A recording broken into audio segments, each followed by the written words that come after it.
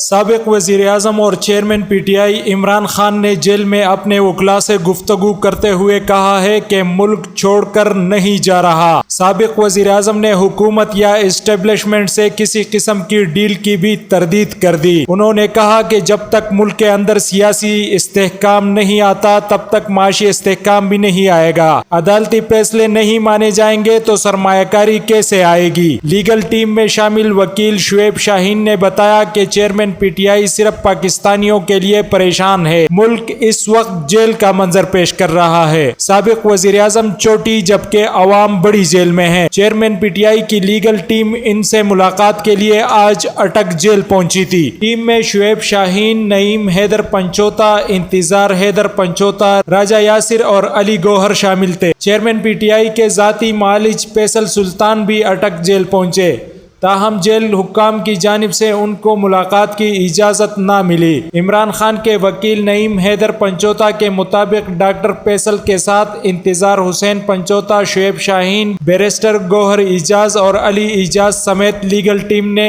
Chairman P T I Imran Khan سے ملاقات کی۔ واضح رہے کہ پی ٹی آئی نے غیر ملکی قانونی فرم کو ہائر کرنے کی خبروں کی بھی تردید کر دی ہے۔ ترجمان پی ٹی آئی رؤوف حسن نے رہنما مسلم لیگ نون عطا تارڑ کی پریس کانفرنس پر رد عمل دیتے ہوئے کہا کہ پاکستان سے باہر کسی عدالتی فورم سے رجوع کیا اور نہ ہی ارادہ ہے۔ غیر ملکی قانونی فرم سے متعلق زیر گردش اطلاعات میں صداقت نہیں۔ ترجمان نے واضح کرتے ہوئے کہا کہ ایسے کسی اقدام کو جیل میں قید chairman P T I Imran Khan کی تائید حاصل نہیں۔ پی ٹی آئی نظام انصاف سے ہی حقوق و انصاف کی طلبگار ہے۔ نظام عدل سے آئین و قانون کی بالادستی کے لیے اقدامات کے متقاضی ہیں۔ یاد رہے کہ رہنما مسلم لیگ نون عطا تارڑ نے پریس کانفرنس کرتے ہوئے کہا تھا کہ chairman P T I Imran Khan کی جانب سے عالمی عدالتوں میں نمائندگی کے لیے وکیل مقرر کیا گیا۔ بیرسٹر جیفری رابرٹسن عالمی عدالتوں میں عمران خان کی نمائندگی کریں گے۔ جیفری رابرٹسن ریاستوں کے خلاف کرنے والی شخصیات کی وکالت کرتا ہے۔ عالمی عدالتوں میں مقدمات دو ممالک کے درمیان تنازعات کے جاتے ہیں۔ انہوں نے بتایا کہ عمران خان ریاست پاکستان کے خلاف عالمی عدالتوں سے رجوع کر رہے ہیں۔ انسانی حقوق کا مقدمہ بنا کر یہ لوگ عدالت جا رہے ہیں۔ مقدمہ لے جانے کا مقصد کہ پی ٹی آئی ریاست کے خلاف عالمی عدالت جا رہی ہے۔ مجھے نہیں پتا کہ کوئی اپنی ریاست کے لیے اتنا مکروہ کام کیسے کر سکتا ہے۔ عطا تارڑ نے مزید بتایا کہ سلمان رشدی کے وکالت جیفری رابرٹسن نے کی تھی۔ کیا عمران خان کو پوری دنیا میں وکالت کے لیے سلمان رشدی کا ہی وکیل ملا ہے؟ جیفری رابرٹسن کے بارے میں مشہور ہے کہ وہ ثابت شدہ کرمنلز کو سزا سے بچاتا ہے۔ ان کا کہنا تھا کہ جیفری رابرٹسن سقوط ڈھاکہ کے دوران بھارت کا حامی رہا۔